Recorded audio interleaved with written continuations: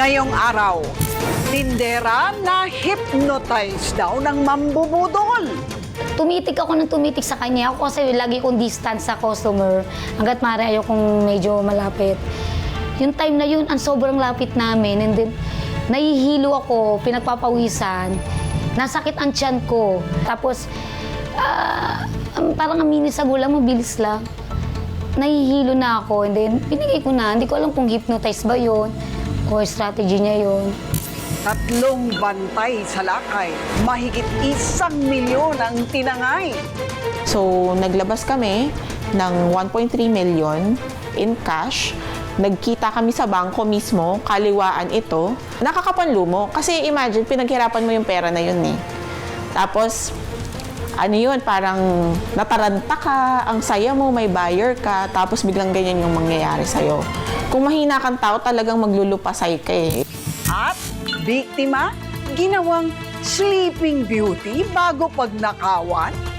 Hindi ko alam kung may ginawa ba siya sa akin, may pinainom ba siya sa akin, may nilagay ba siya sa drinks ko. Una kong tanong, bakit ako nandito sa gantong setup? Bakit nasa motel ako? Bakit wala akong kasama? Nasaan na yung kasama ko? Masakit sa ulo ang mawalan ng pera. Lalo na kung hindi yan barya-barya lang, ha? Kaya kapag may isinuksok, huwag ipapadukot. Dahil yung mga mambubudol na yan, gumagamit ng ipinagbabawal na technique. Kaya dapat laging budol alert.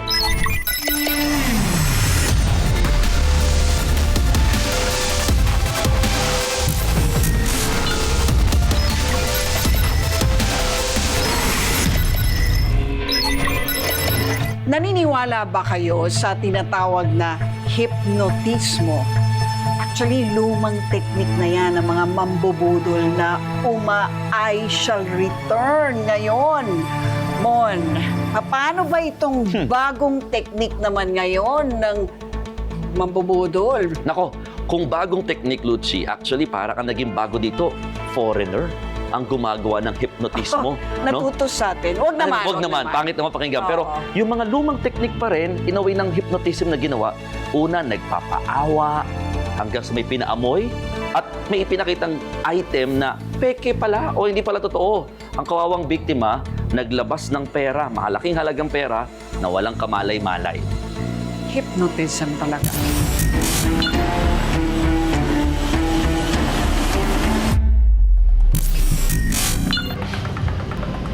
Estudyante sa umaga, tindera sa gabi. Yan ang buhay ng kuratsyang si Ruby. Kinalakihan na raw niya ang mindset na racket lang ng racket. Sulat na lang na. Hanggang sa lumaki ako, yun yung naka-mindset sa akin na dapat kailangan kumita muna, money making muna, bago muna intindihin yung sarili. Ganun. Sa 30 taon na 24/7 na operasyon ng kanilang convenience store, kabisado na raw niya ang galawan ng mga mambubudol. Nandiyon yung biglang itatakbo yung paninda mo. Ang dami talagang mga nararanasan kong kakaiba.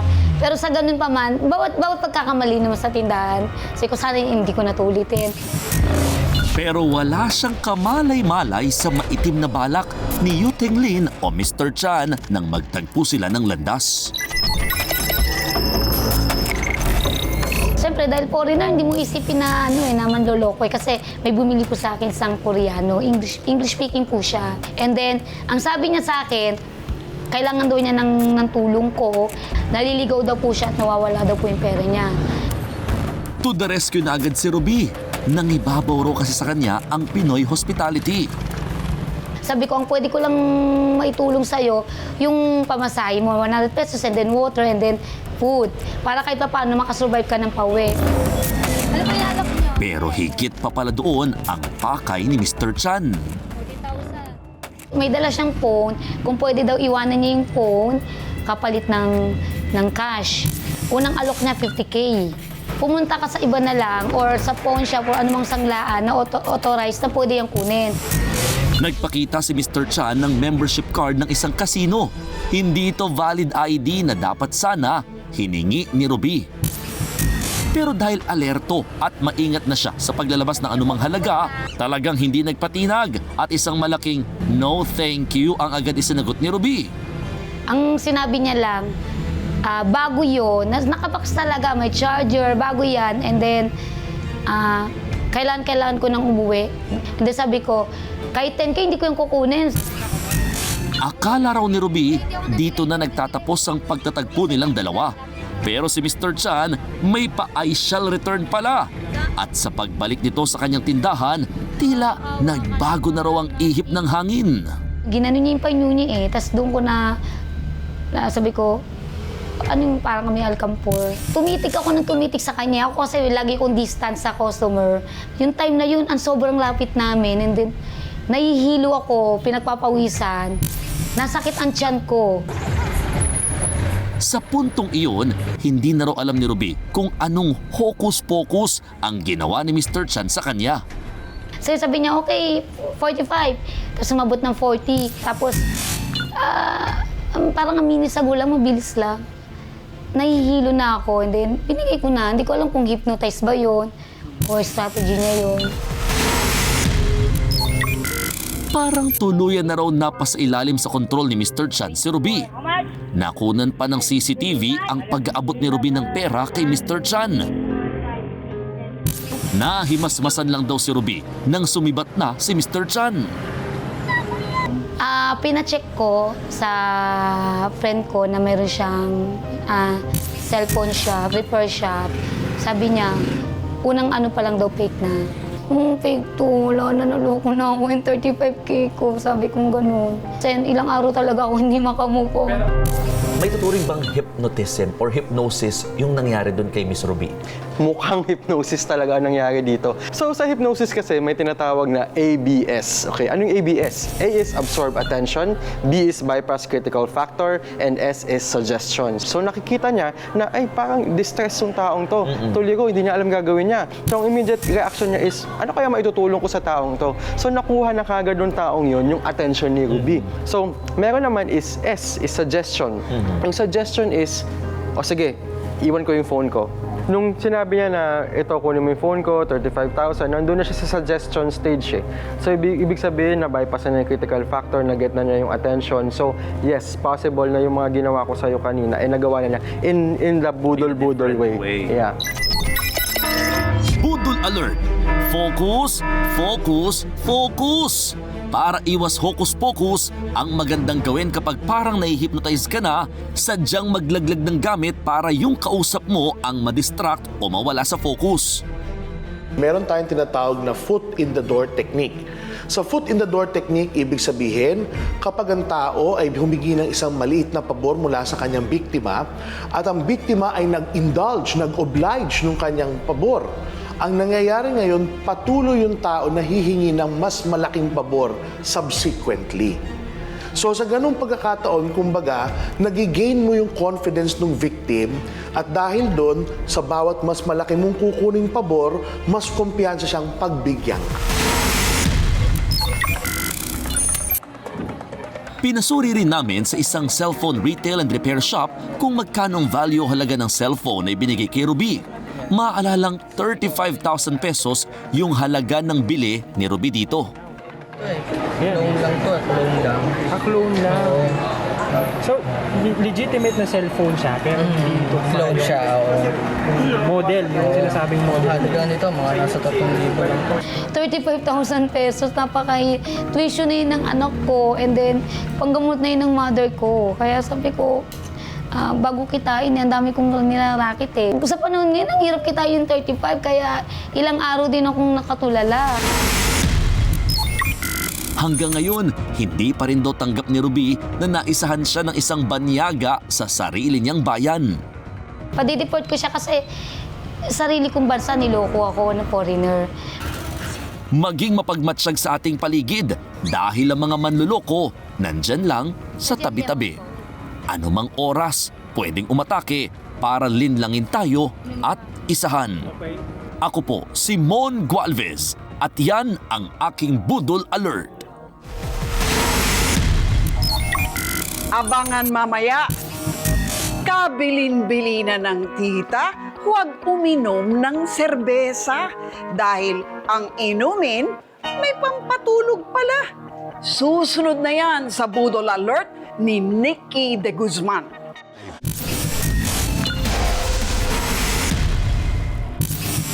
Kapag may bagong kakilala, social media man o kahit saan pa, huwag basta-bastang sumasama dahil baka may motibo yan na pagsisisihan mo sa huli. Ang biktimang nakilala namin, nasalisihan at pinagnakawan.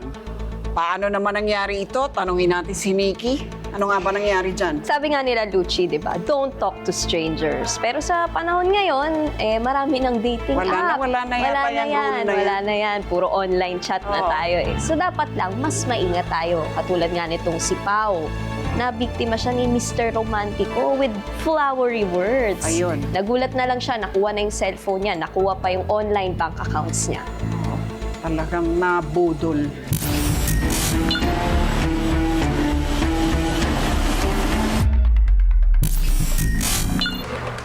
Matipid kong ngumiti at tila malalim ang hugot sa buhay ng nakilala kong si Pao. Malayo raw ito ngayon sa natural na pagiging malambing at palakaibigan niya. Bakit nga ba? There's a lot of stress, pero when it comes to people surrounds you, kasi sila yung magbibigay sa'yo ng motivations para at least to strive harder. Yan na siya. Single daw ngayon si Pao.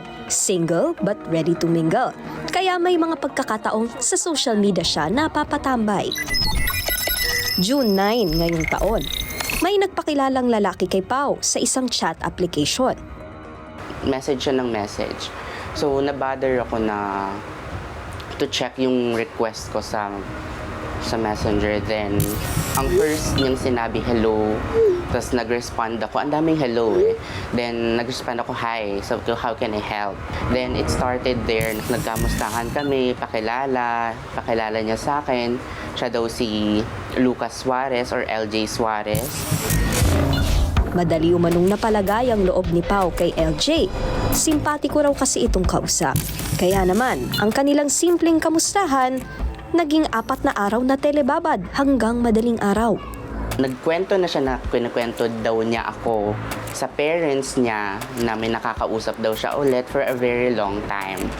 So yung parents niya na parang nainganyo daw sa kanya, nainganyo na imbitahin ako on their occasion na mangyayari ng June 13. Walking green flag naman umano si LJ. Kaya kahit 4 na araw pa lang silang magkakilala, napagkasunduan nilang mag-eyeball. Si LJ daw ang unang nagda moves. 4 na araw pa lang, meet the parents na agad. Actually, hesitant pa akong pumunta nun kasi nagtataka ako na i-invite mo ako, kakilala pa lang natin, yeah. Pero yung pag-convince niya talaga sa akin, like, grabe, like, yung parents ko matanda na, yung gano'n, yung mga ganong part na gusto niya magkaroon na siya ng partner, makita yung partner niya, may mapakilala ulit na bago. So ako naman, parang na-feel ko naman na parang genuine naman ang sinasabi ng tao. Pero hindi dinala ni LJ si Pao sa bahay nila. Walang natupad sa usapan. Nagulat na lang siya dahil sa motel sila bumaba para mag-check-in. Ang sabi niya sa akin is may dadaanan daw muna kami. So, hindi naman na ako nagtaka na baka anong gagawin or what. May part na gano'n na oo na lang ako ng oo sa kanya. Kasi may mga gestures na siyang ginagawa. Nakahawakan niya na ako sa balikat. Hindi na ako nagtataka bakit pumasok kami sa motel. Budol Alert. I-share o ipaalam sa kamag-anak o kaibigan ang kinaroroonan mo kapag lumalabas o malayo sa bahay. Sa paraang ito, alam nila kung nasaan ka. Walang meet the parents na naganap. Sa motel, nag-usap lang daw sila tungkol sa buhay-buhay. Then, nag-offer na siya ng drinks, alcoholic drinks. Sabi ko, nag-refuse pa nga ako. Sabi ko, hindi ako iinom. Kasi may pasok ako kinagabihan.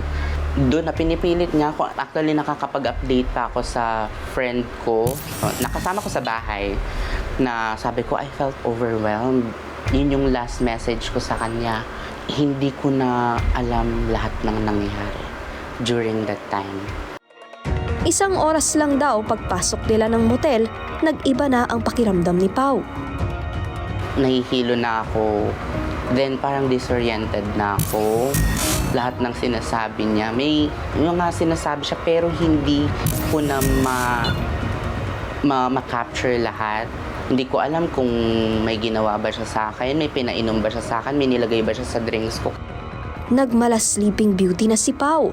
Si LJ naman, naging ang masamang ugaling si Beast. Nang masigurong knockout na talaga si Pao, dito na ginalaw ng makating kamay ni LJ ang dala niyang cellphone.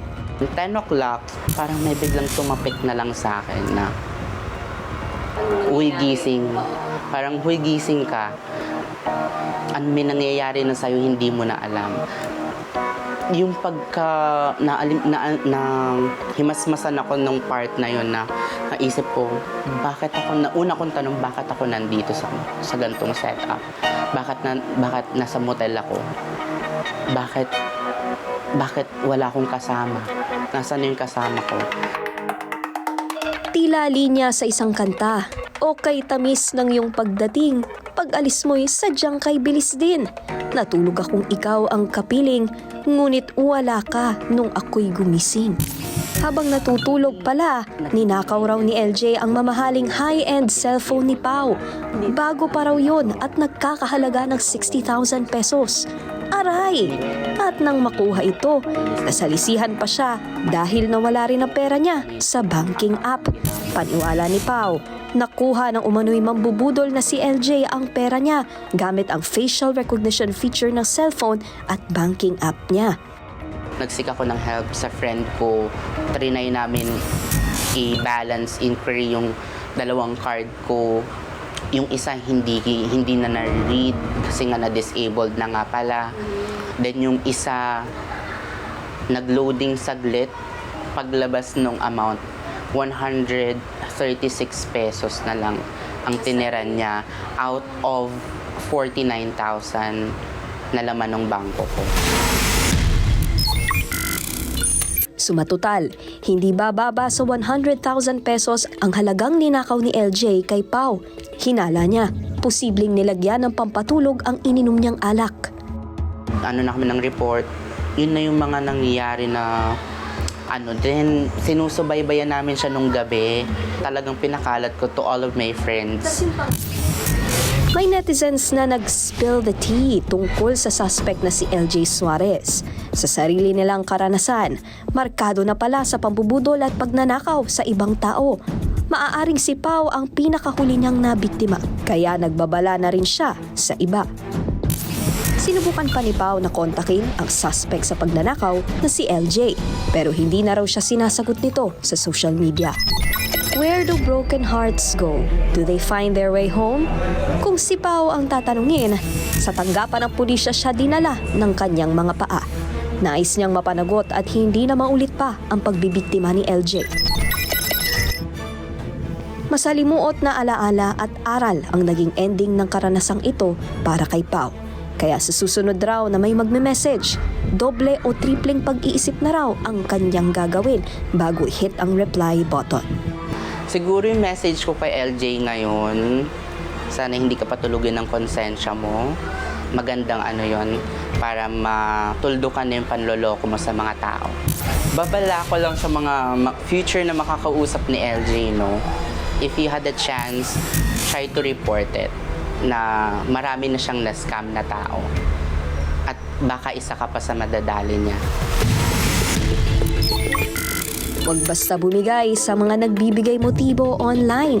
Lalo't kaliwat kanan ngayon ang mga bantay sa lakay. Baka imbes na puso mo ang kunin, pera mo ang limasin. Ako si Nikki de Guzman at yan ang aking Budol Alert. Susunod, mga nagkunwaring buyer ng lupa't bahay, mahigit 1 milyon daw ang tinangay. Abangan sa Budol Alert ni Ria Fernandez.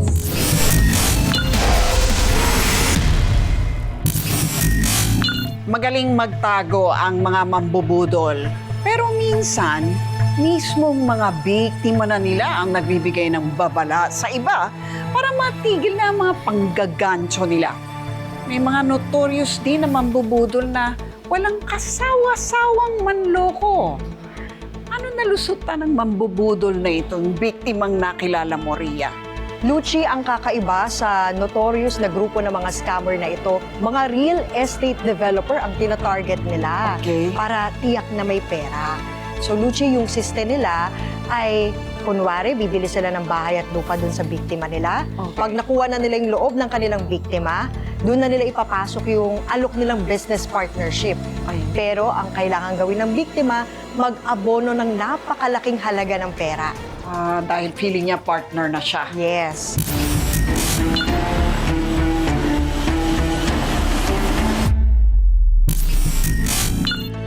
Limang taon ng real estate developer si Joy. Malaki ang halaga na inilalabas nila para bumuo ng mga bahay na ibinebenta nilang mag-asawa. Kaya mahalaga raw kay Joy na hindi niya palampasin ang bawat pagkatok ng oportunidad. Dapat laging bukas ang pinto sa mga papasok na kliyente. Bihira ka talaga makakita o makakilala ng bibili ng property na cash. Kami rin mismo, nagre-resort din kami to social media to promote our real estate developments. Hindi raw mabilis ang pagkita ng malaki sa ganitong uri ng negosyo. Kaya nang dumungaw sa bintana ang pagkakataon niyang maka-jackpot, hindi na siya nagpatumpik-tumpik pa. Baka raw kasi ang nagpakilalang kliyente na si Dan Martinez na ang susi sa kaching-kaching.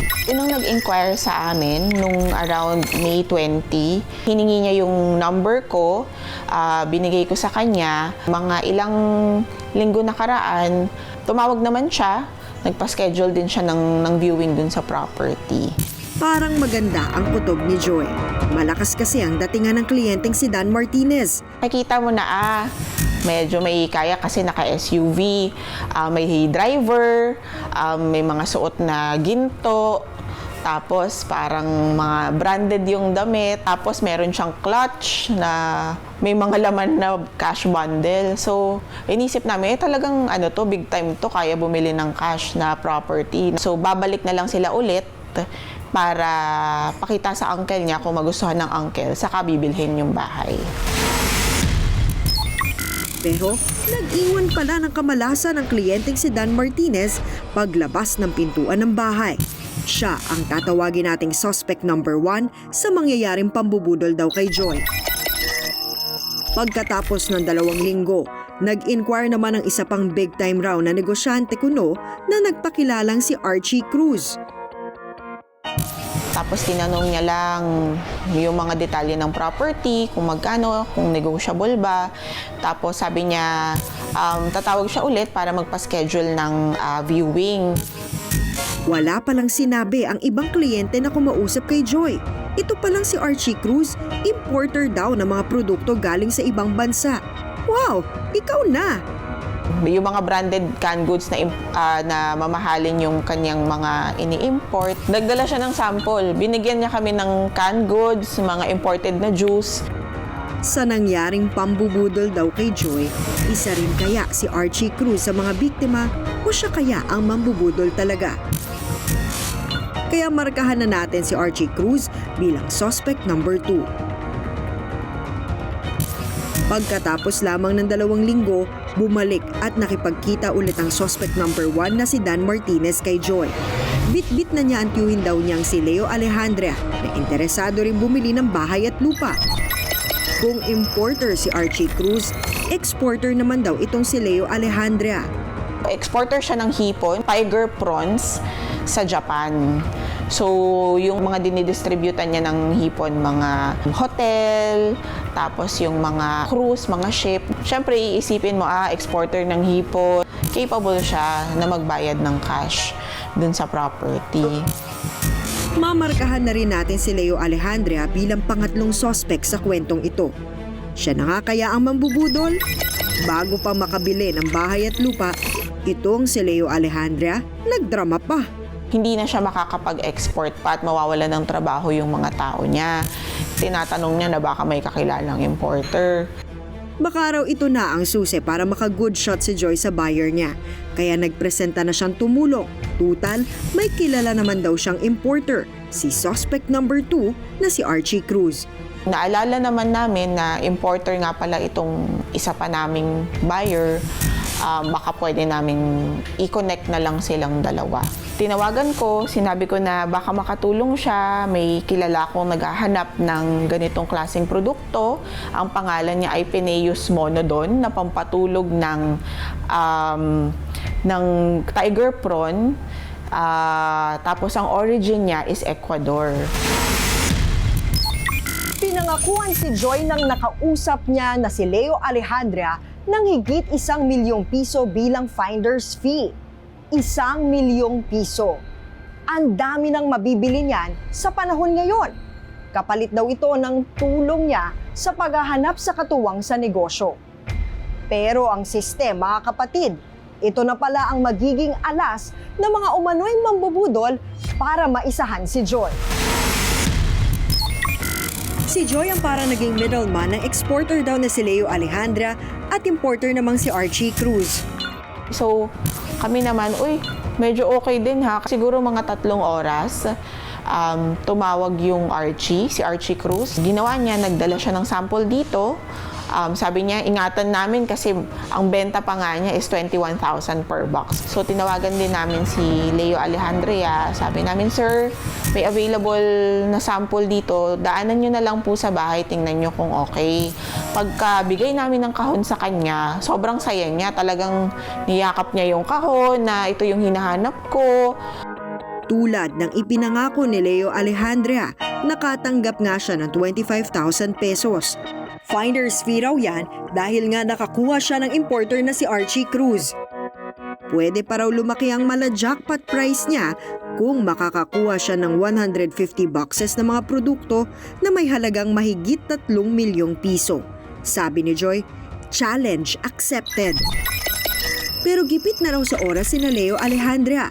Kailangan daw munang may mag-abono para makuha ang mga in-import na produkto. Kaya hirit nila kay Joy, baka naman. Pag hindi natin inabunuhan, mawawala yung stock.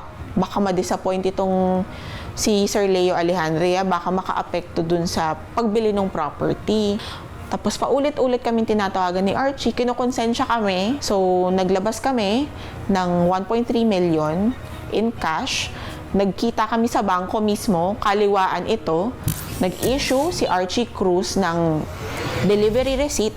Nakasulat din doon yung balanse pa namin na 1.8 million.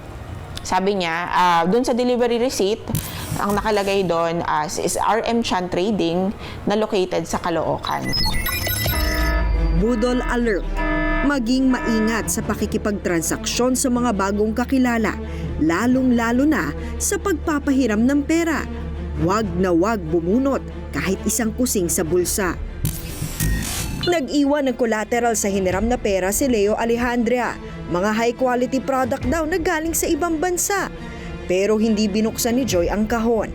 At ang laman ng kahon ay asin. Hindi na raw siya binalikan ni Leo Alejandria. Wala na rin paramdam pagkatapos si Archie Cruz. Naglaho na rin parang bula si Dan Martinez. Sina suspect 1, 2, 3, parang sa jeep, nag 1, 2, 3 rin. Nakakapanlumo kasi imagine, pinaghirapan mo yung pera na yun eh. Kung mahina kang tao, talagang maglulupasay ka eh. Sa social media nila natuklasan na notorious daw na estafador ang 3 umano'y mambubudol. At kadalasan nilang target ang mga nasa real estate business. Nagsisimula sa pagbili ng bahay at lupa ang drama nila. Nagsampa na ng reklamo si Joy para panagutin ang mga umano'y mambubudol na parang walang kaluluwa sa panloloko ng kapwa. Hanggang ngayon ay nagtatago pa rin sa batas sina Dan, Leo, Archie. Anumang impormasyon tungkol sa kanila, maaaring ipaalam sa PNP Criminal Investigation and Detection Group. Namulat ngayon si Joy na hindi pala lahat ng pintong magbubukas sa'yo dapat mong pasukin. Dahil baka ang akala mong magdadala sa'yo sa maganda, patibong pala. Hindi sa lahat ng pagkakataon, makasisiguro tayo sa ipinapakita ng ibang tao. Mag-ingat kung kanino magmamagandang loob para hindi tayo maloko. Ako, si Ria Fernandez. Yan ang aking Budol Alert.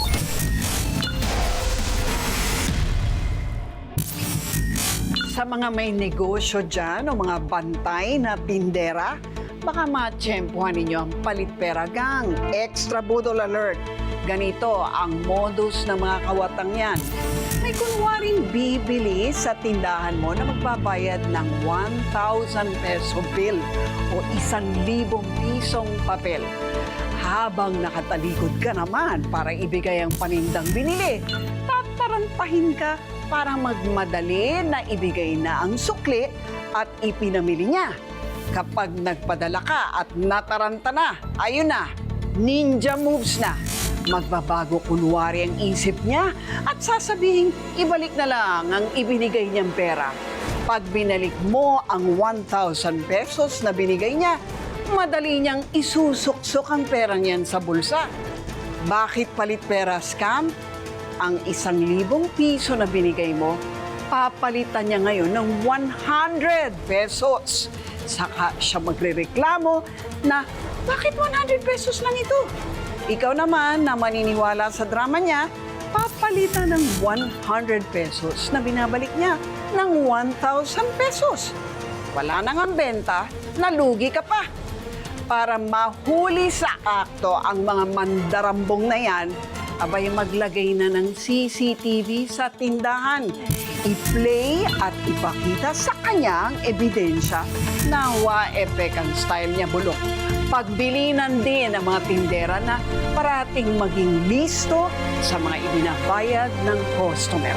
Turuan ng leksyon. I-report din sa barangay para last na nila yan.